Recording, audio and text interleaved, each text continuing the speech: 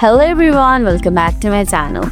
In today's video, we are going to learn how to list multiple variation on eBay app. Let's get it started. First of all, open your eBay app. Make sure that you have already logged into your account. Once you are logged in, tap on selling button on bottom right corner and this will open your selling section. And under selling section, you can see a disclaimer that to create a listing, please list on the website. That means we have to use the website in order to create the listing. Now scroll down and tap on learn more. Then choose the browser that you prefer. I'm going to use Edge over here.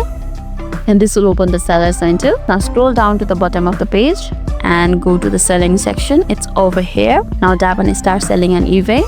Again, scroll down. And here you can see an option for start selling. Tap on it. Now tap on list an item. Then enter the name of item that you are selling. For example, I am selling sunglasses.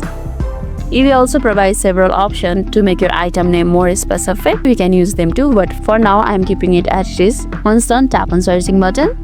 Then you will be asked to match the items with other items that are similar. You can either match the item or continue without the match. I'm going to continue without the match. Tap on it. Then you will be asked to confirm the details to select the condition of your item. Either it's new with the tax, new without tax, new with the defects, or pre-owned. I'm keeping it new without tax for now. Then tap on continue to listing. This will direct you to listing form. Now tap on three dots in top right corner. There you can see a setting option. Tap on it. Over here you can see an option for variation. Simply toggle it on and head back to the form. Next, fill out all the details for your product and go to the variation. It's over here. It says that your item should be in byte now in order to enable the verification. For that, scroll down and here's the format under pricing. Tap on the drop down and change it to byte now.